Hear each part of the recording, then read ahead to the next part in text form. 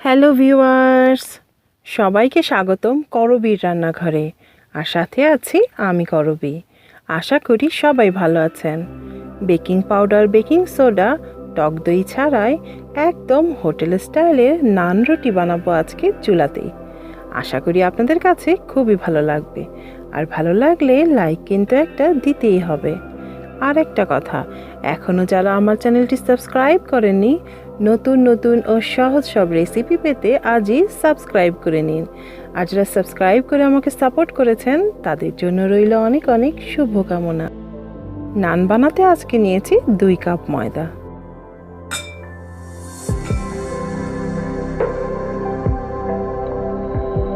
আর সাথে দিচ্ছি east 1 table spoon,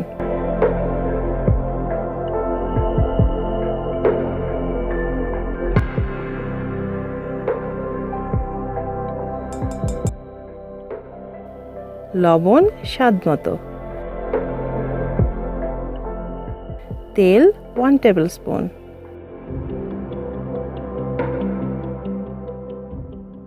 চিনি 1 টিস্পুন। এখন সব কিছু একসঙ্গে কুসুম গরম পানি দিয়ে মেখে সিল্কি একটা ডো বানিয়ে নেব।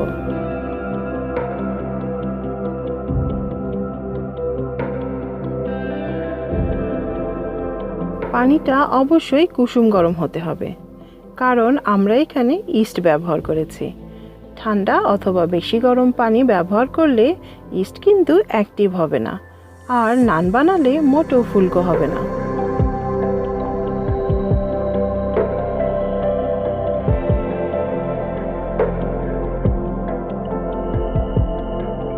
ভালোভাবে মেখে এখন উপরে একটু তেল মেখে নেব, যাতে ডোটা ড্রাই না হয়ে যায়।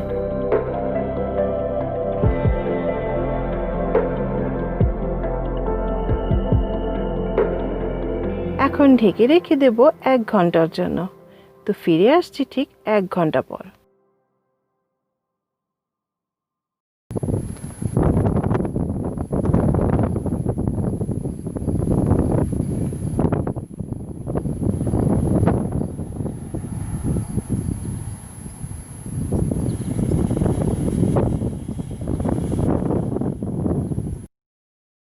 ঠিক 1 ঘন্টা পরে দেখেন ডোটা কতটা ফুলে উঠেছে।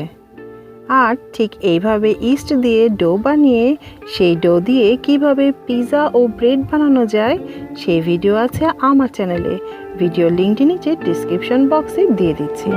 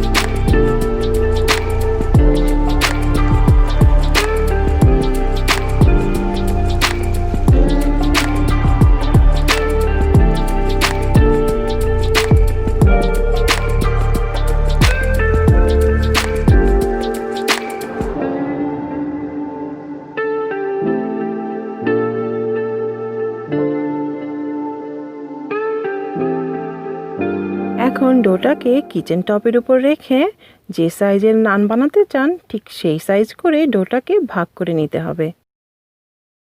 আপনারা চাইলে ছোট এবং বড় করেও কিন্তু নান বানাতে পারেন। প্রথমে গোল গোল বল বানিয়ে নিচ্ছি নান বানানোর জন্য।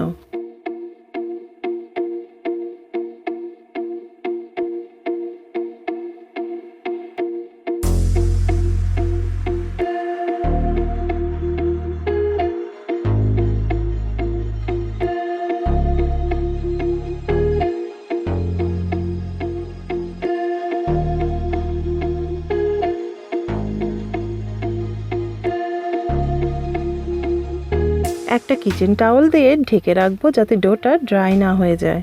এখন একটা একটা করে নান বানানোর পালা। সামান্য একটু ময়দা ছড়িয়ে তারপর নানগুলো বানিয়ে নেব।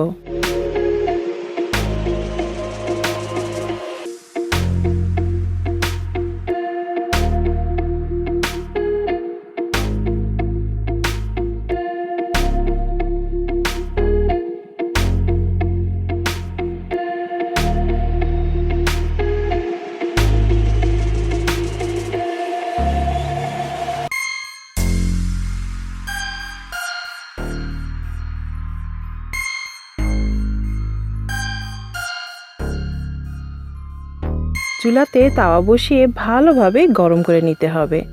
তাওয়াটা কিন্তু খুব ভালোভাবে গরম হতে হবে। এখন একটা একটা করে নান সেঁকে নেবার পালা।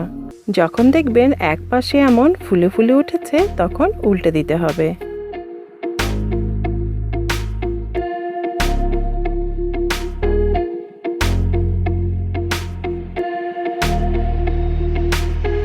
আর চুলার আঁচটা যদি ঠিক থাকে তাহলে এই রকম কিন্তু নানগুলো ফুলে ফুলে উঠবে।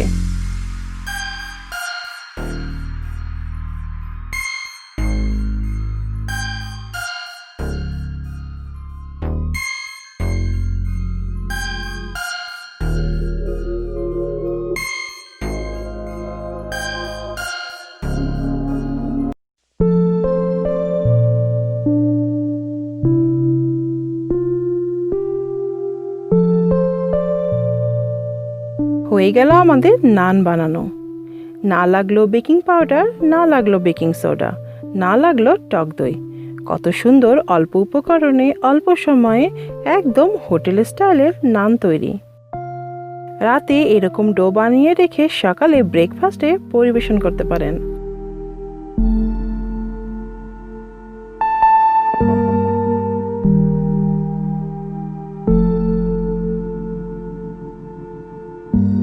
ভেতরটা দেখেন কত সুন্দর হয়েছে।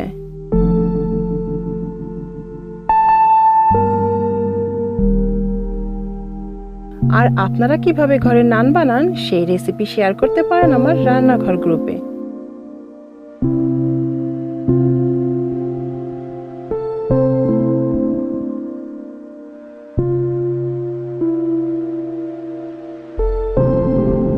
আশা করি আপনারাও বানাবেন। আর আমার রেসিপিটা শেয়ার করতে পারেন আপনাদের ফ্রেন্ডস ও ফ্যামিলির সাথে।